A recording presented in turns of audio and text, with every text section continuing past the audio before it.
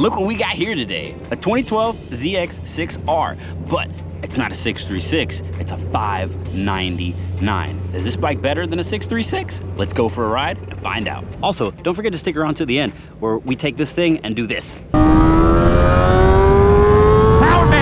Oh yeah, back on a 600. It's been a little while since I rode this one, man, like a month and a half.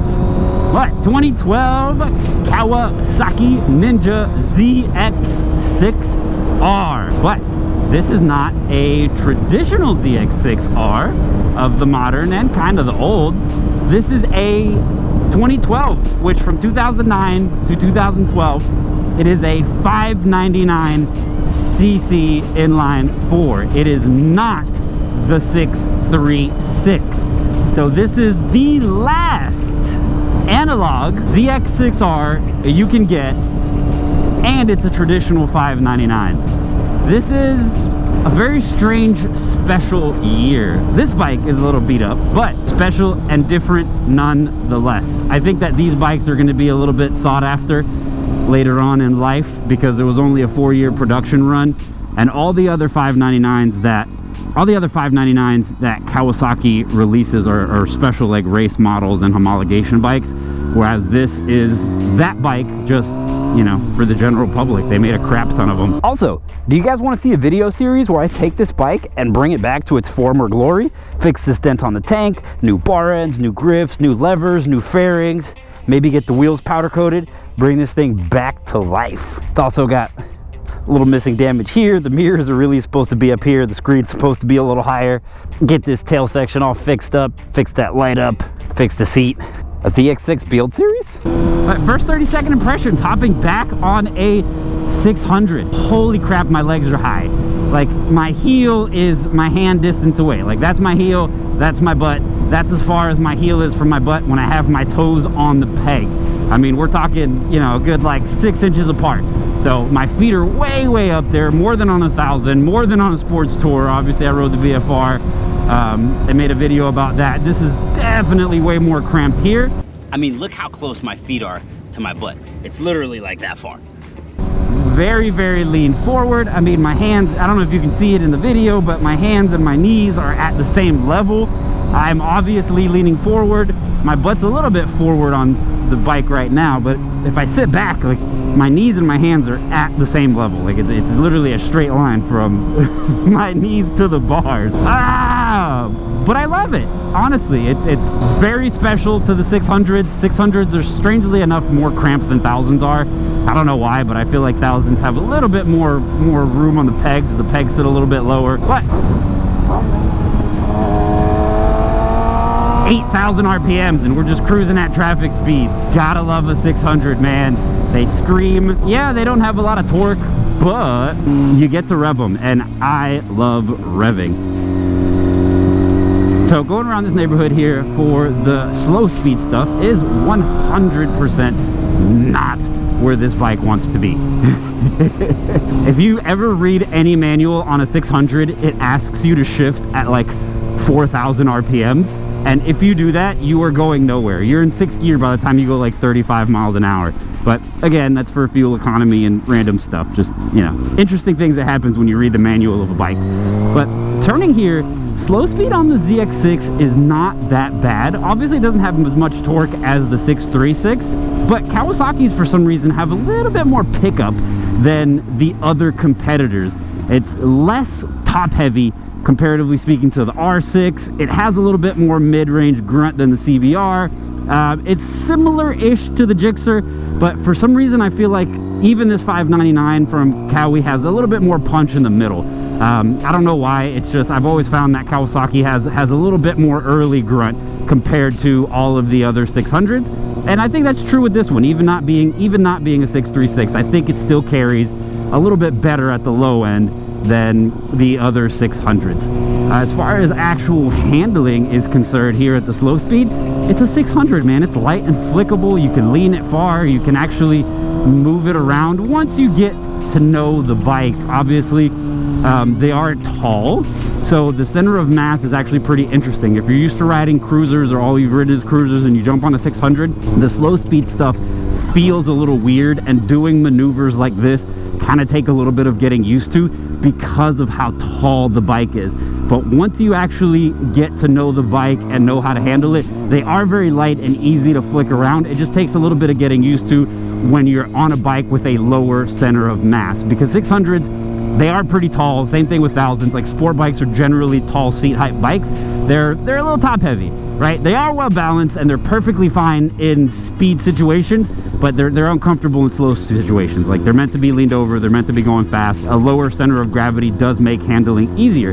This particular bike, I'm third gear, 25 miles an hour, 3,000 RPMs going through this neighborhood, and I mean, it handles it perfectly fine. It's not spitting and sputtering, right? They don't have a lot of power. Like, I can't go really fast. I can literally pin it and not go that fast. Like right here, this straightaway, 3,000 RPMs, third gear, 20 miles an hour, that's pinned, and like, we're not going anywhere, right?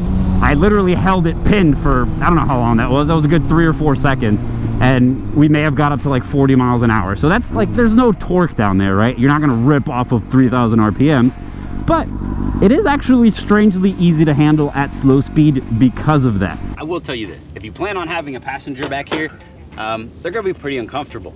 And strangely enough, whenever you put a passenger on a 600, since it has so little torque at the bottom end, you have to give it a lot more throttle, use a lot more clutch to actually get the bike to go. It is a significant difference between having one person on there or having 2 people on the bike. It makes a serious difference on a 600.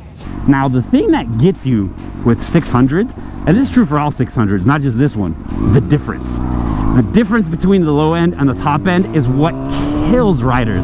That is what makes you get surprised. And it's not that the 600 has too much power. Like, my Sportster S has the same power, but it has it from lower, right? So this bike, you drive it at, you ride it at 6,000, 8,000 RPMs, and you get one thing, and then you go to 12 and 14,000 RPMs, and it is completely different. And that's what actually confuses riders. That's what new riders are not prepared for. They hop on, they ride it at low speed RPM, and they're like, oh, this is it. This is all you get.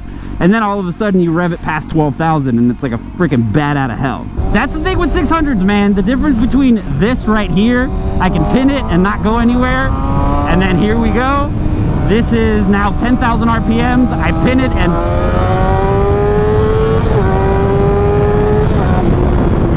very different. Very different. I'm telling you, it's like one bike below the green and a completely different bike above the green.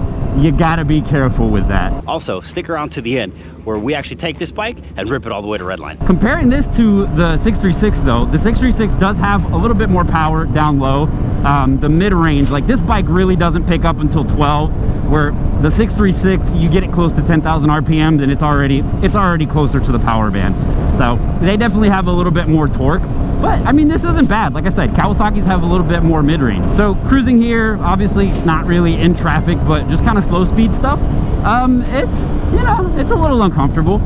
For the most part, I told you guys already, if you squeeze your legs, you can straighten. I'm lean forward here, my hands lean forward. This is what's holding me up. I'm just placing my hands on the bar. There's not really any weight on them. I don't know if you can see, but my wrists are pretty much straight. I'm kind of flexing my core and pulling inwards. That's the easiest way to do it. The only thing is you get tired, man. Your legs get fatigued. It is what it is. But that's how you ride a 600, and that's kind of a part of it. So you can drive the ball of your foot, like, imagine these were my toes. You can drive the ball of your foot into the peg, and that helps significantly. So if you're sitting here like this with your foot here versus the arch of your foot, that kind of makes it a little bit more comfortable, gives you a little bit more support. And actually, that's how you're supposed to ride these, so you can actually maneuver around. That sound, these things are screamers.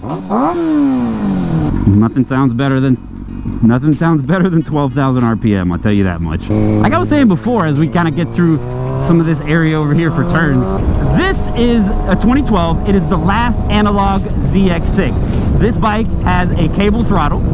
It has manual butterflies. Yes, it's fuel injected, but that's literally the only tech it has. Doesn't have ABS, doesn't have traction control, doesn't have a fancy TFT dash. It's literally an analog dash with an analog gauge, well, an LCD speedo and gear indicator with an analog gauge. This thing doesn't have a quick shifter either. Doesn't have any rider aids. I think this is gonna be a really special bike. Like, this is the last raw, unfiltered ZX6 because after here they went TFT, they had ABS, they had traction control, they have wheelie control. This has none of that, and that's why I picked this bike. It's the newest unfiltered ZX6 that you can get, and it happens to be a $599. So it's slightly different than the rest of them. Cruising speed, it's nice and easy. There's not much vibrations. It's a smooth bike. Obviously, it's easy to flick around. It's not very heavy. When you're on the highway, you do get blown around a little bit. I mean, it's a very light bike comparatively speaking to other stuff. You don't get much turbulence, but the bike being tall and wide on the side over here, you do get moved around a little bit by the wind. When you're going really, really fast at not legal speeds, obviously it's like arrow straight. You tuck down, you're good. It's just at medium traffic speeds or regular traffic speed, this bike does get blown around a little bit because it's light, you know? Do I want to be on this bike for an extended period of time? If I'm going out with some sport bike friends, absolutely, yeah. If you're going out in a group ride and they're going quick, of course you want to be on a 600. For a nice, comfortable, leisurely ride, nah, man. No, sir. I definitely prefer the VFR for cruising faster at regular-ish speeds. Strangely enough, the R1's more comfortable. I have a Magna, like that's my long distance bike. I take that bike anywhere, and that's comfortable all day long. Just want to beat you up a little bit, and I'm used to it, and it's not like I don't really get tired from riding bikes because I do it so often. But as we drop into third gear, this is where this bike makes so much more sense. I can go through this with ease. A little bit of brake, lean in, throttle through.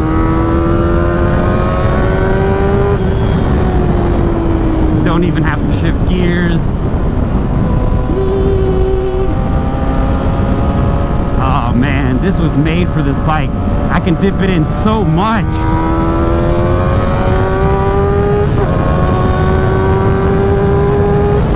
Oh God, yes. Oh man, that's where this bike shines, right? If that's the type of riding you're doing right there, that is literally what this bike is made for. But in Florida, I get about, 30 seconds of that for literally the other 10 minutes of video. So it sucks. If I had canyons, that would be it. But this bike on power, just like that, I was in third gear, rolling through some turns. Let's just hypothetically say that we were going somewhere in the ballpark of 60 to 80 miles an hour. That spot in the power band is perfect. That's where this bike wants to be. That's where this bike shines. We were literally going 10 to 14,000 RPMs. You can modulate the throttle. It's not a snatchy power band once you're already up there because you're exactly where the bike wants to be. You keep it in the green. As you're powering through those, you can hold the RPMs perfectly fine. The bike is smooth, holding at 12,000 RPMs.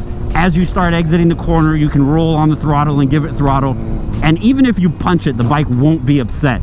Like, this is the power level to actually go around and handle a turn. Like, if you punch a 1000, it doesn't matter where you are, it will unsettle the bike. On a 600, it's very hard to unsettle the bike outside of first and second gear. So you can punch it in third in the middle of a turn. And yes, it'll accelerate faster, but in reality, like, it's not spinning. You're not gonna like kick the back end out unless it's like slippery or something like that.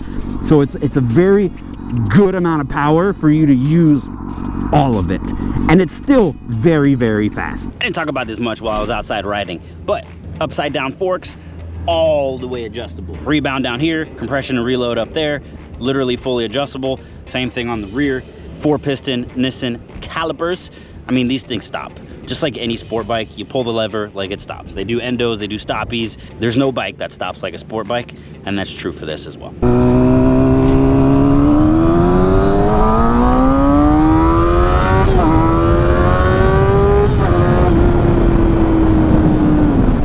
Make a video comparing the 600 to the 1000s and riding them in comfort and like which one you should prefer. If you guys want to see that video, leave me a comment below. I'll go ahead and make that. I'll compare the R1 to the ZX6, the 1000 to a 600 for regular riding and daily use, because I think they serve their own purpose. And I think that would be a good little comparison video between the two bikes. I'm gonna slow down a little bit here, give these cars a nice little break so that they can get ahead, because we catch up quickly. When you're on a 600, the cars in front of you kind of just have a way of appearing close. I don't know if it's me or the throttle gets stuck open or what happens, but... So the power on the ZX6R. Here we are, second gear, I think. I can't see, but it sounds like second gear. And see those cars all the way over there? They're so far away, but look how close they get. Power man, yes! Oh, smooth, baby! Let's go!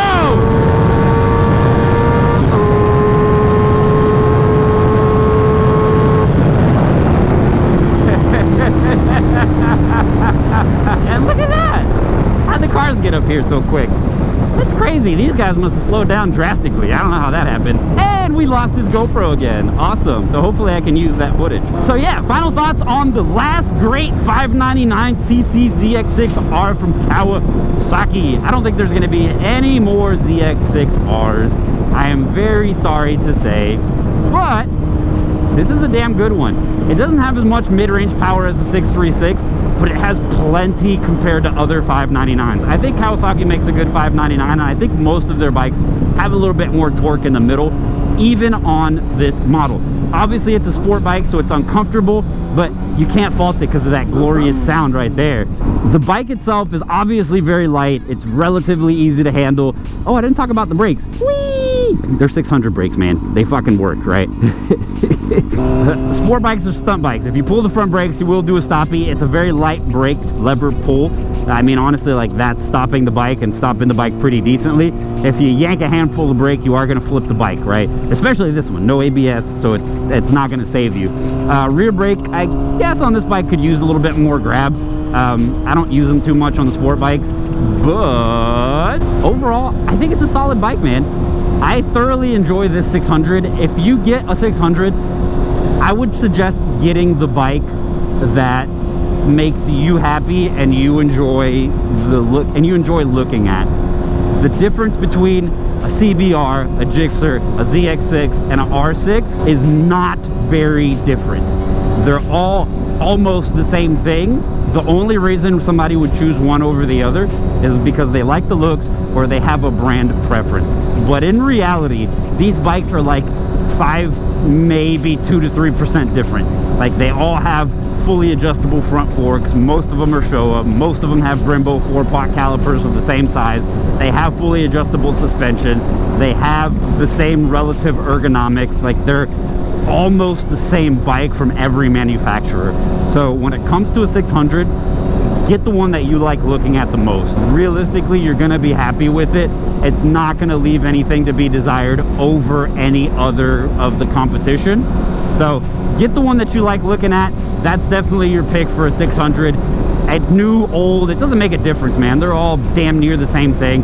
Most 600s from like 2008, 2010 in that ballpark, all the way to now, are all the same engines. The only difference is electronics and the way that they physically look. So pick the one that looks best to you. That is my suggestion. I personally got this one because I picked it up for 3,500 bucks, man. It's less than 20,000 miles. It needed barely nothing. It runs stout. Yeah, it's ugly, but I can get some fairings on it later on. So that was my reason for getting this one, but not because I'm a brand loyalist to Kawasaki in any way, shape, or form, but it's a damn good bike, man. I've learned to like it. Traditionally, I was a Honda guy, and the CBR is tiny bit more comfortable, softer seat, but I'm very happy with this one. I'm very happy in the mid-range, and I think it sounds good. Oh, look, Mom, I'm so fast. I'm so fast. Oh, I'm gonna run into that guy. Oh, shift to the side, stay away from the slippery stuff. I'm so fast. So is the 599 really better than the 636? If you want to see more motorcycle content, check out this video right here.